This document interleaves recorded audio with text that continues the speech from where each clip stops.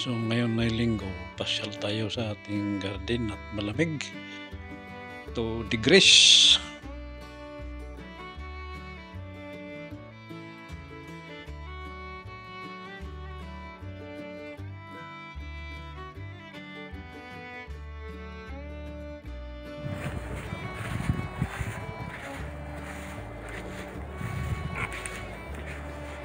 Punta tayo sa ating garden. Bibisitahin natin kasi umulan ng ilang araw. Tapos may napulot akong ganito, yung galon. Pag-iimbakan natin ng tubig para sa susunod na taon.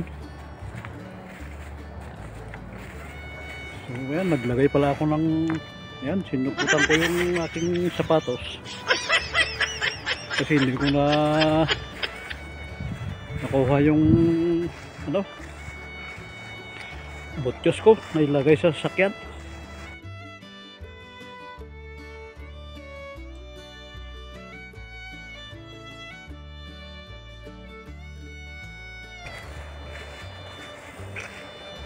Ayan ang ating saging, natuyo na. Ang daming ibon, yung mga bato-bato.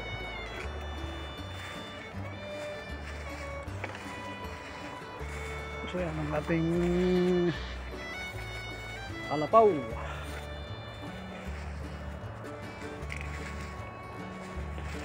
Bali bumisita tayo kailan nung nakaraan ay may natuklasan tayong dyan, mga ipon ng daga. Kaya bumili din ako ng pang trap sa mga daga dahil doon na sila nakatira sa loob. Malamig na kasi rito kaya naghanap sila ng masisilungan. Maganda sanang mag-ihaw ngayon kaya lang malamig at hindi ako nakadaan sa karnihan. Hindi na ako nag-ihaw. Kasi itong nilagay ko doon ay kakaunti ang naimbak na tubig. Kailangan mapuno natin ng mga ito para may pamdilig tayo sa susunod na taon. Yun, dalawa. So meron din tayong dito, pero doon, puno doon sa kabila. So ayan ito pala yung nakuha natin na pang trap. Mali kulay ito, pandikit, dahil may nakita akong ipon ng mga daga noong ako'y pumunta rito ng nakaraan.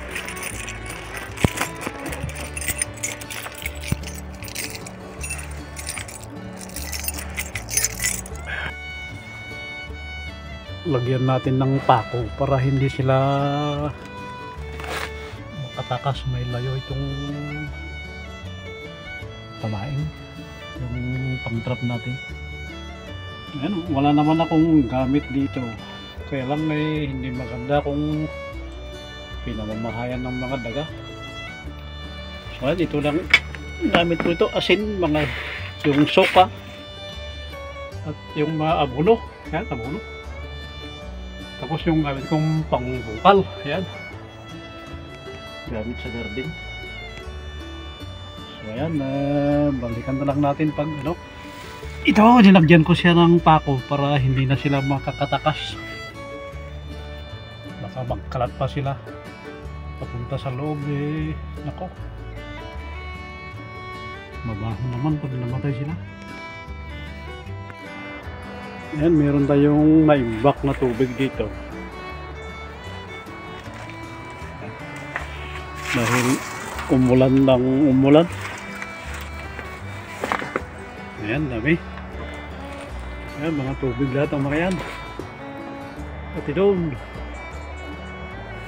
Meron na tayong naimbak na tubig.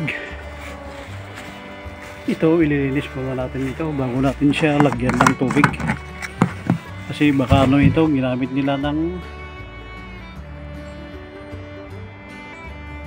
hindi ko alam kung anong ginamit nila ito sa pang basta ililinis na lang natin. At ito, pag napuno rin ito, marami-rami na rin ito. Bali, dalawa ito. Kukunin ko lang yung isa. Ay, hindi na. Doon na. Kasi meron na rin na-imbak doon. Tubig mo. Ayun, galing dyan sa taas.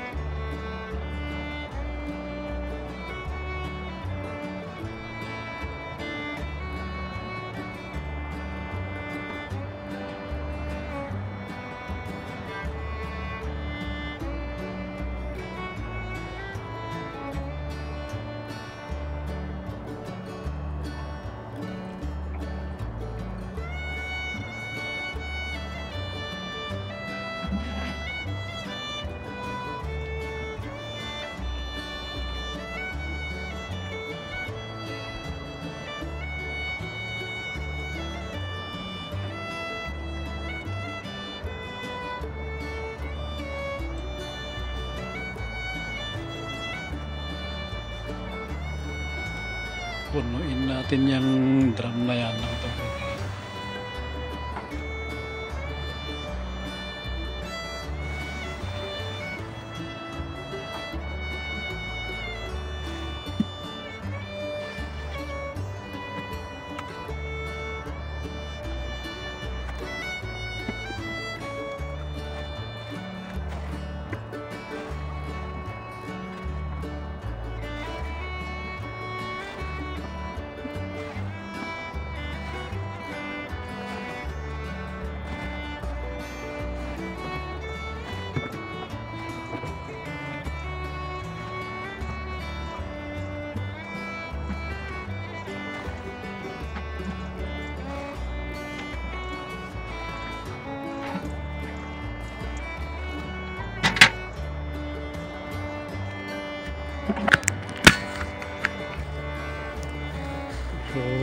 guys,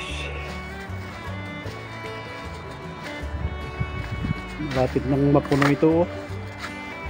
Pero malaking drum yan. Ito eh malapit na rin mapuno yan. So yan ang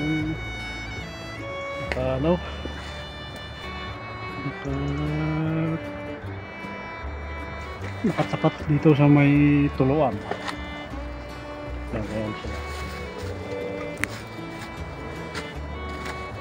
Dami na tayong imbak na tubig. Tingnan natin sa kabila. Ayan, sira na yung bunga ng ating upo. Hindi natin nakuha noon kasi hindi na tayo nakapunta rito nung umuulan na. Kaya yun, tuloy nasira. So ito, puno na rin ng mga ito. Ayan. Marami tayong imbak dito. Tubig. Ito. Pwede natin siyang takpan. Ayan, tubig lahat ng mga yan. Bali itong dalawang ito, pag ulam ng ulan ay mapupuno rin ang mga ito. Hindi ko makita kung saan ang tubig niya, pero ito, ayan, mababa pa lang siya, nandito pa sa tubig. Ayan, para-paraan lang para meron tayong imbak na tubig. So ito noon, yung gagandang mga tanim ko na sili dito. Bali 2 taon na hindi ko natamnan nito. Diyan lang tinamnan ko. So next year tatamnan ko yan ng sili para may dagdag na tanim. Yan, puno na rin yan. Marami tayong imbak na tubig, kaya pwede na tayong magtanim. Ayan, pasyalan natin sa likod. Ayan, ito ang ating taniman ng saging. Saging at asparagus. May tinanim ako ritong asparagus. Ayan, buhay pa sila. So yung dalawang yan ay puno na rin. Dito, yan, puno na rin naman ito. Pwede natin takpan itong isa.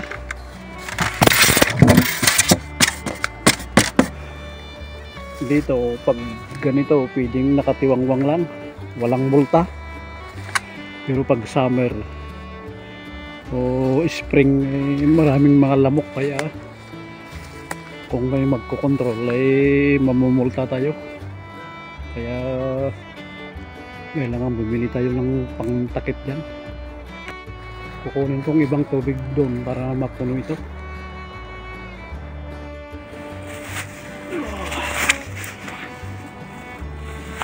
Putik doon.